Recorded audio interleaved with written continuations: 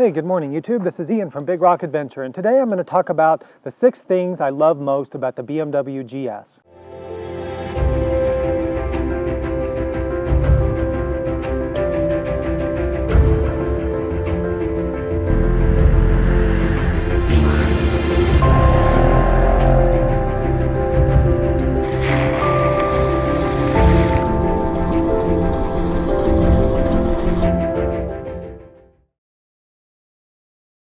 So the first thing for me is definitely the versatility of this motorcycle.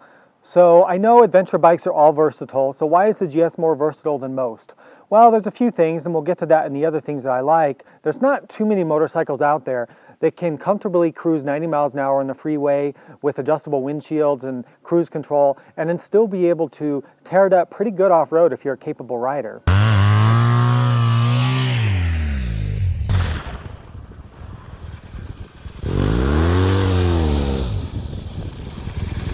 So a lot of times people criticize the price of the GS, but I actually disagree with that because really you're kind of getting a sport touring bike and a street bike and an off-road bike all in one, as long as you realize that off-road is not going to be single track. I've said in some of my other videos that I would actually rather have a GS than a touring or sport touring dedicated bike, because why not have the versatility?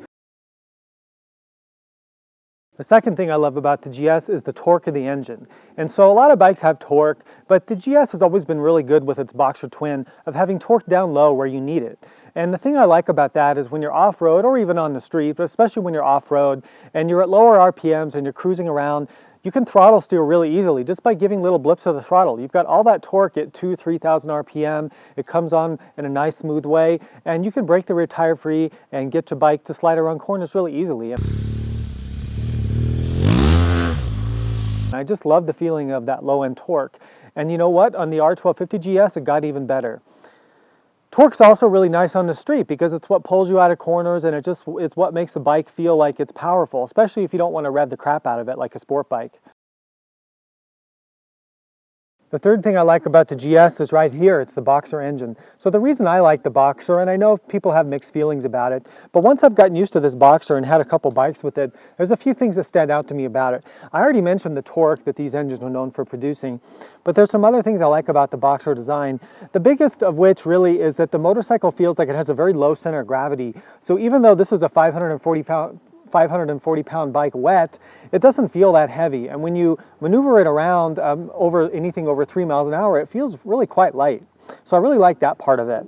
The other part I like about the boxer engine, and if you watch my video on picking up motorcycles, you'll see that it actually the bike doesn't fall over quite all the way when you drop it. That's a huge advantage on such a heavy big motorcycle, because when you have to pick it up, you're only picking it up from this angle instead of all the way here. As long as you have a good engine bar and an engine protector, which if you watch my GS protection video, you'll see what I chose for that, then you're fine, and you can drop it on the engine pretty much all day long, hopefully, and not have any problems, and you don't have it falling all the way over flat. So I like those things about the boxer. The other thing about the boxer I like is that to do the valve service, you just pull the valve cover off right here and you can get to your valves. It's really quite easy. You've probably heard about BMW's telelever suspension. What telelever is basically it uses a single shock in the front, and then the suspension is connected by means of this big complicated linkage here. It almost like has an A-arm in it. I'll put a picture up here. What you need to know about telelever is it behaves differently than a conventional motorcycle fork. So what happens is that the biggest thing you notice is that when you brake hard on a GS, or really when you brake at all, you don't notice the front end of the bike diving. It's able to separate the braking force and the force coming up from the bumps in the road. The thing I like about this is that when I'm riding hard on the street, I can really trail brake and dive into corners, and I have full confidence in the bike. It doesn't upset the handling as much as a normal motorcycle, which dives down in the front when you're on the brakes, right? Now, off-road telelever can be a mixed bag. Some people say they don't like the feel of it. I've gotten used to it. It doesn't really bug me that much. I've had most of all the other motorcycles I've had conventional forks, and I don't feel that telelever is like a disadvantage off-road. It probably is contributing to sort of the heavy weight of the motorcycle, but like I said, because it's a boxer, you don't feel the weight too much, but it probably is heavier than a regular fork. The other good thing about telelever is it allows BMW to have something called dynamic ESA, and we're going to talk about that next. So the second part about the suspension I like is dynamic ESA. So let's break down what that means. The dynamic part means that the motorcycle has sensors and it's always adjusting the damping based on the conditions that you're riding in. So if you're riding over bumps or rocks, or if you're riding through a corner, if you're braking or accelerating, it's constantly adjusting. I think it's something like 1,000 times a second to the conditions that you're riding in. And BMW did a really great job with this. They put a lot of effort into it and it really shows. And you can really notice it when you ride it compared to other motorcycles. So that's the dynamic part. So the ESA or ESA part means electronic suspension adjustment, and there's a couple adjustments you can make on a BMW. So the first part is the ride height. So on the newer bikes, the 2017 and later 1200s, and then now the 1250s, and probably all the BMWs with ESA, they have an auto-adjusting road height. So what that means is that when you saddle up the bike with your luggage and your passenger, or whether you're by yourself or not, the height of the rear suspension goes up and down. And so you can actually set automatic load leveling, or you can run it in high, or you can run it in low. I always run it in automatic, and it seems to do a great job of keeping the suspension at the right height. But if you're a shorter person, you can put it in low, and that gives you another maybe inch closer to the ground, which is really great. The second part of the adjustment to the suspension is the damping itself. So you can actually set dynamic or road, or dynamic or normal mode. So in dynamic damping mode, the suspension firms up and it's much sportier to ride around corners, and it makes the bike really a wonderful street bike to carve corners with. If you set it in road mode, it's a softer, a little bit floatier feel, which is great for touring. So it's great to be able to click a button right here on your dash and not only move your motorcycle up and down, but also change the characteristic of the suspension. I really like this. Okay, so number 5 thing I love about the DGS has got to be the comfort and the wind protection of the motorcycle. So I've talked about this in my other video, but the windshield goes up and down like this. Not only does it go up and down in height, but it tilts as it goes up and down to provide perfect wind flow. It has excellent wind protection from this fairing and this windshield combined. They spend a lot of time in the wind tunnel making sure that your helmet doesn't get buffeted. What I love about this is that when the windshield's all the way down like this, I get a nice even blast of air in my helmet in the summer when it's hot. But in the winter when it's cold, or when I'm trying to dodge, all the bugs that are out in the spring, I can put the windshield up and it takes it just over the top of my head. Now I'm about 5'10", 5'11", and this works perfectly for me, but if it's not right for you, there's a ton of aftermarket windshields that are not that expensive.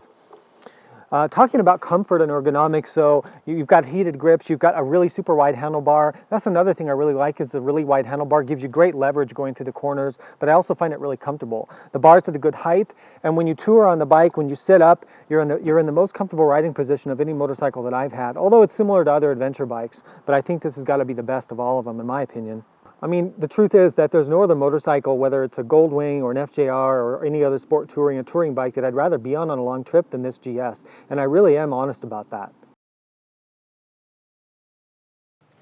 The last and final thing, number 6, that I want to share that I love about the GS is right here, the shaft drive. So the reason that I like shaft drive on a bike that's going to be used for long distance travel is a few things. So it doesn't make any noise, you never have to adjust anything, and you don't have to really lube a chain or clean a chain. Shaft drive is really wonderful on a motorcycle that's going to be used for travel or commuting or really anything. The great things about shaft drive compared to a chain are that there's really no maintenance to it, or very little. You change oil once every 8,000 miles, something like that, but it's real simple. And there's some splines that you lube. You're not adjusting a chain tension. You're not having a chain constantly wearing out and having to adjust it. You're not having to sit there and lubricate a chain, clean a chain, get greasy, get dirty. Also with the shaft drive, it keeps your bike cleaner. So if you're a person who likes to have a clean bike, I just clean this, by the way, that's why it looks nice. You won't spray oil all over your wheel and all over your swing arm and everything like that. So cleanliness is another benefit. Yes, there are downsides to shaft drive. You can't change the gearing at all, because with a chain you can just simply change the sprockets and change your drive ratio, but you can't do that with a shaft. Also, a shaft drive has more power loss from the crank to the rear wheel, and plus it's a little bit heavier. But for me, on a bike that's going to be used for long distance travel, I'll take shaft drive any day of the week. So by now you can tell I'm really a fan of this motorcycle, and I really am. I've had a lot of bikes, and this is really one of my favorites for a lot of reasons that I just discussed. It was hard for me to keep this video just to 6 things that I liked, but somehow I've managed to do it.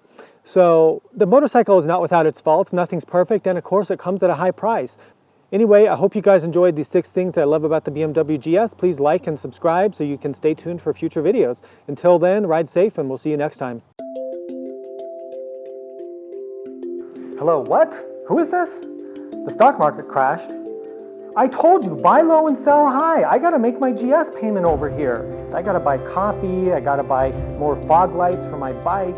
People would just subscribe to my channel and like my videos. Maybe I'd actually make some money off this thing. Well, you know what? You're fired.